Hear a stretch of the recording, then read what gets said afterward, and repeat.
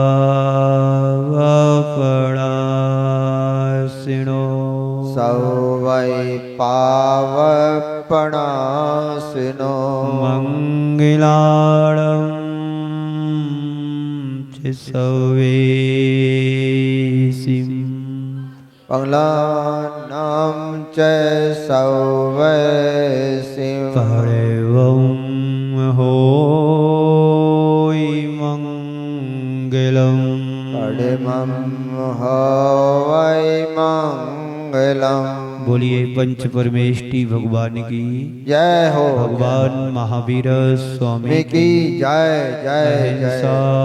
परमो धर्म की जय परम पूज्य आचार्य गुरुवर श्री विद्यासागर जी महाराज की जय जय। परम पूज्य आचार्य श्री समय सागर जी महाराज की जय जय जय। परम पूज्य सुंदर सागर जी महाराज आज की जय जय जय। परम पूज्य मुनि श्री हरे सागर जी महाराज की जय। परम पूज्य मुनि श्री सुशील सागर जी महाराज की जय।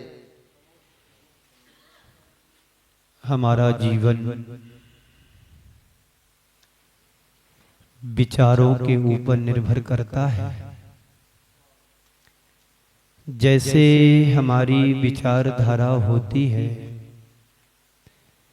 वैसा हमारा जीवन बनता है और वैसे ही हमारे संस्कार बनते हैं। इस धरती पर विचारों से ही संपन्न और विचारों से ही विपन्न दोनों तरह के प्राणी इस धरती पर उत्पन्न हुए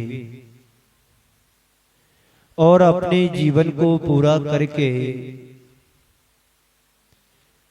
कुछ मुक्ति को प्राप्त हुए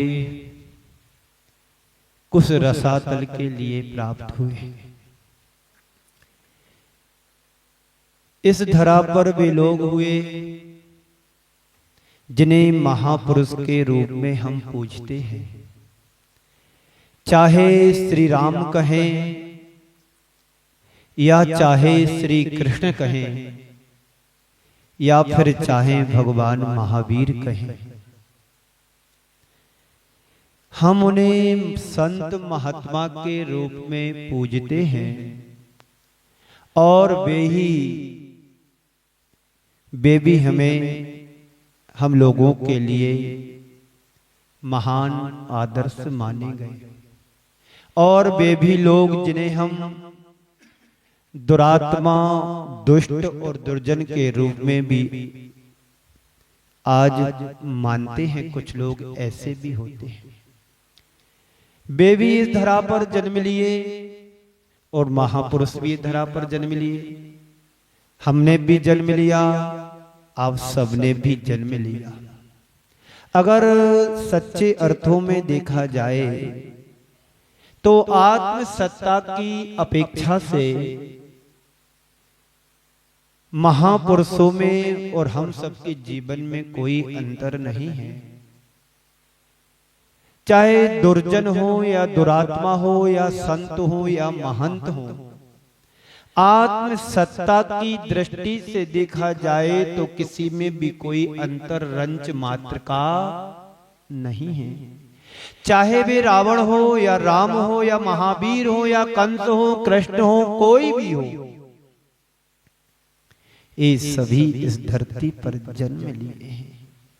लेकिन युग के अलग अलग काल खंडों में जन्मे ये अलग अलग व्यक्ति हुए। यदि हम अपने भीतर झांक करके देखें तो ये दोनों रूप हमारे अंदर भी उभर करके कभी ना कभी आते हैं। जब हम सज्जन लोगों की संगति में रहते हैं तो हमारे अंदर सज्जनता झलकने लगती है, और यदि हम दुर्जन लोगों के सत्संग में चले जाते हैं, संगति से जुड़ जाते हैं, तो हमारे चेहरे पर दुर्जनता भी नजर आती है। आप शराब पीने वालों के साथ रहोगे, भले तुम शराब नहीं पीते हो, लेकिन लोग देखेंगे कि ये तो गलत संगति में चला गया। कोई दूध पीने वाला शराब के ठेके में जाकर के दूध पी करके आए तो उसे कोई व्यक्ति सज्जन नहीं कहेगा, उसे तो बिगड़ा हुआ व्यक्ति कहेगा। देखो शराब की दुकान से आया है, शराब पी करके आया है। और कोई शराब पीने वाला है, डेयरी में जाकर के शराब पी करके आए तो लोग यही कहेंगे अच्छा व्यक्ति है, सुधर गया है, देखो अब कल तक शराब पीता था आज दूध पीने लगा। इस संगति का असर होता है। जैसे व्यक्ति संगत करता है वैसी रंगत उसके जीवन में जरूर दिखाई देती है। यदि आप रावण की संगत करोगे तो रावण के गुण तुम्हारे अंदर प्रकट होंगे, और यदि आप राम की संगति करोगे तो राम के संस्कार तुम्हारे जीवन में आएंगे। तो बंधुओं, हमारे भीतर ही राम है और हमारे भीतर ही रावण है, हमारे भीतर ही कृष्ण है, तो हमारे भीतर ही कंस है, हमारे भीतर ही महावीर है, तो हमारे अंदर ही कंस की पर्याय का कोई रूप जरूर है। हमारा ही रूप महावीर बनता है तो हमारा ही रूप मारीच हुआ, हमारा ही रूप राम बना तो हमारा ही रूप रावण बना, हमारा रूप कृष्ण बना तो हमारा ही रूप कंस का रूप बना। बंधुओं, हमारा ही रूप मानव है तो हमारा ही रूप दानव है।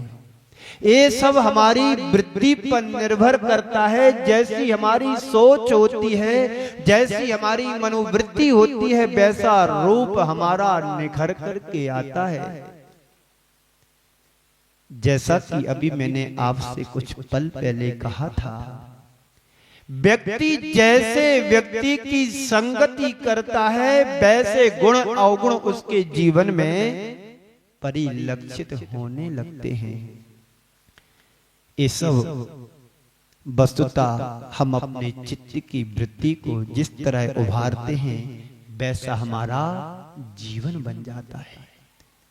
यदि हम अतीत में देखते हैं तो राम और रावण दो व्यक्ति हुए थे, कृष्ण और कंस दो व्यक्ति हुए थे, महावीर और मारीच भी दो व्यक्ति हुए हैं। लेकिन सच्चे अर्थों में देखा जाए तो एक केवल व्यक्ति ही नहीं थे, ये हमारी दो मनोवृत्तियों के परिचायक रहे। रामायण का एक प्रसंग में आपके सामने रखना चाहता हूं। मुझे एक प्रसंग रामायण का याद आ रहा है। जब सीता हरण के बाद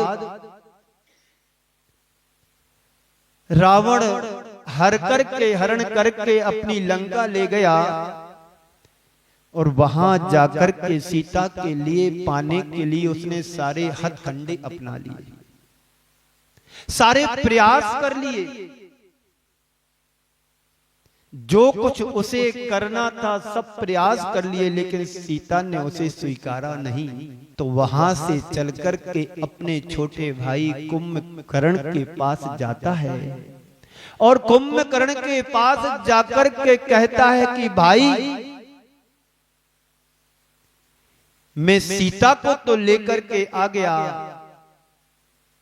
लेकिन आज तक मुझे सीता ने स्वीकारा नहीं है, इसकी वजह क्या होगी?